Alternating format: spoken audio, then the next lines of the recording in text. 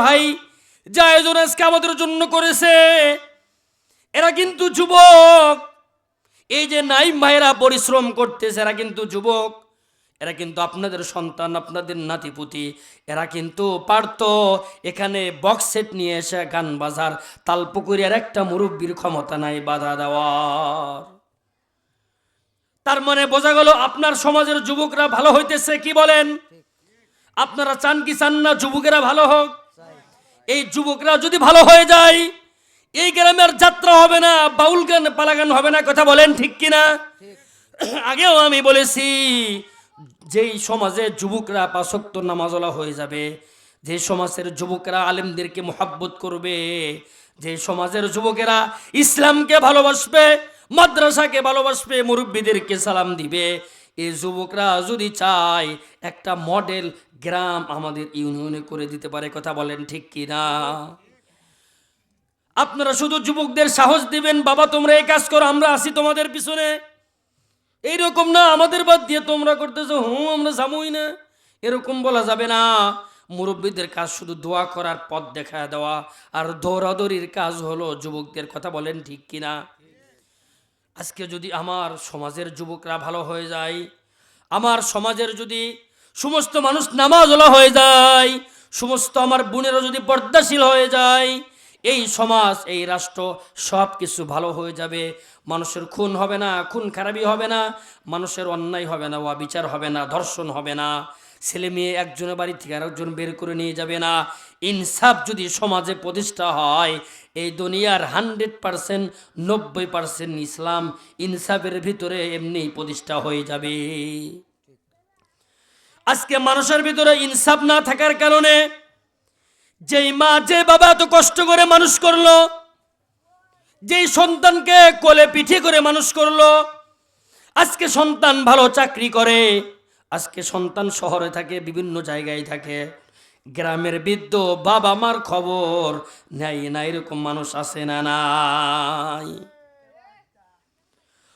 হযরত মুসা কালিমুল্লাহর জামানায় সাইয়্যিদনা মুসা কালিমুল্লাহ আল্লাহকে বলে, আল্লাহ জান্নাতে আমার কে বন্ধু হবে আপনি একটু আমাকে বলেন। আপনারা জানেন সাইয়্যিদনা মুসা কালিমুল্লাহ সব সময় আল্লাহর সাথে কথা বলতেন। কোনো সমস্যা হলে বলতেন, আল্লাহ আমার এটা ভালো লাগতেছে না। বলতেন, আল্লাহ এই বিষয়ে আপনার কি ফয়সালা একটু বলেন। আল্লাহর সাথে ডাইরেক্ট কথা কথন করতেন। সাইয়্যিদনা মুসা কালিমুল্লাহ বলে, আল্লাহ আমার একটু জানার শখ, জান্নাতে আমার সাথে কে থাকবে, জান্নাতে আমার বন্ধু কে হবে। আল্লাহ তাআলা বলেন, মুসা রে, অমক গ্রামের অমক একটা কসাই আছে, তুমি তাকে গিয়ে দেখো, সে তোমার জান্নাতের বন্ধু হবে। সাইয়্যিদনা মুসা কালিমুল্লাহ বলে, আল্লাহ দুনিয়াতে তো মানুষ থাকতে সাধারণ একটা কসাই, আমি জামানার শ্রেষ্ঠ পয়গম্বর, আমার বন্ধু হবে, এটা কেমন কথা? রব্বুল আলামিন বলেন, মুসা রে তুমি আগে গিয়ে সেই কসাইয়ের খবর নাও, তার কি অবস্থা। সাইয়্যিদনা মুসা কালিমুল্লাহর মনের ভিতর কৌতূহল জেনে গেল। উনি বড় আফসোস এবং বড় আক্ষেপের সাথে খুঁজতে লাগলেন। স্বয়ং আল্লাহ বলেছে, অমুক ব্যক্তি আমার জান্নাতের বন্ধু হবে, অবশ্যই আমার বন্ধুর সম্পর্কে দুনিয়াতে জানা দরকার। কথা বলেন ঠিক কিনা? সাইয়্যিদনা মুসা কালিমুল্লাহ পথ ধরছেন।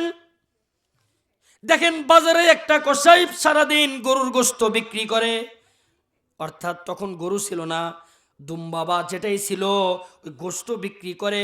ওই ব্যক্তির সাইয়্যিদনা মুসা কালিমুল্লাহ পিছু ধরলেন।